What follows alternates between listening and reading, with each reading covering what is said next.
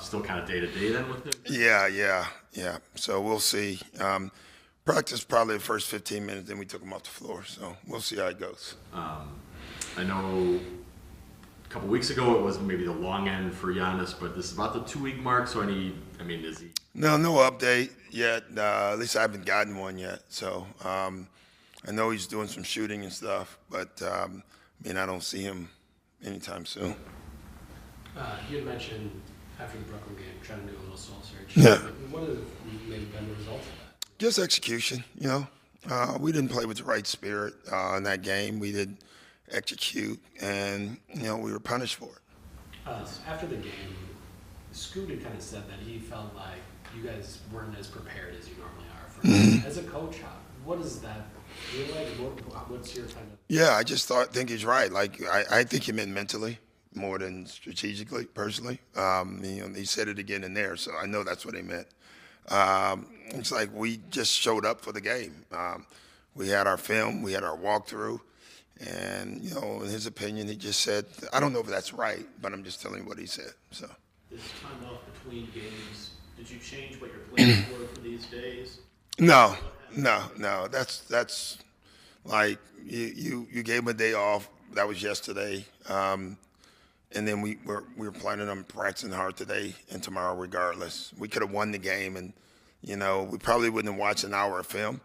I guess that would be a change. But other than that, we had planned to go live today. We did that. We got a lot out of it. What can you've been doing this long enough, but what can you do in instances like this where after a game you're like, I need to do something better to reach these guys. The guys say maybe I'm not there. Like what? Just keep doing it differently, showing it. No changes offensively. Simplify some things defensively. But at the end of the day, I don't overdo things. 48 hours ago, we were in a good place. Then we get blown out. Now we're in a bad place. You can't just keep flipping and flopping. That's what people want you to do. You should do this, and that's not what you should do. You should stay as consistent as possible, demand it more, and sub differently when they're not. You did, as mentioned, you did have that really good game against Boston. Yeah. It's been a while since I've won 2 straight games. Yeah. Well, either one or two things. Either we're not executing well enough or not good enough, one of the two. And, the only thing I told our guys, I didn't like we can't get blown out by that team. Yeah, no, what does that say? Who do you think you are? Like, our record right now is what it is. And until that changes, we can't look at anyone as a team that can't beat us. The good news is we've proven we can beat anybody. We've done that. We've beaten Boston. We've beaten Golden State. We've beaten Detroit. We had Houston down, in my opinion, kind of that game was on the balance. You can't say you should have won. I always say you could have won. So we've proven we can play against anyone. But we've also lost to Washington, who has a tough record. We've lost to Brooklyn, who has a tough record. And there's one more in there. We lost to Sacramento at home, who has a tough record, And so we have to play better every night. That starts with me. I have to get them more prepared mentally as much as I can. But we have to own our own mess, all right? And I think that's what we need to do, and we got time to do it. You mentioned like a sub-pattern there. What's that balance, though, of you need to win games. You don't want to fall to a point. No, you can never get to that point where every mistake you start subbing. That never works. But there are some unbreakable rules that when we break those, we've done that.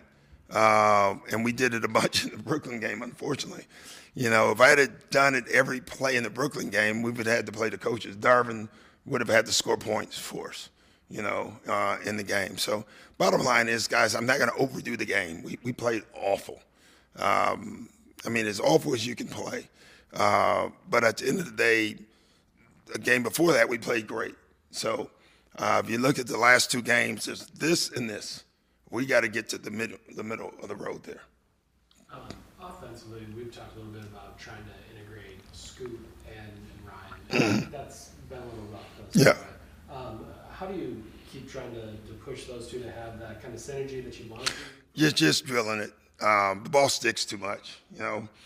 It's so funny. The game plan that we were supposed to run in Brooklyn was similar, with more passing to the elbow and playing. I think we did it twice. They kept the ball and wanted to come off, and that's what frustrates the rest of the guys, because they know that's not what we should be doing.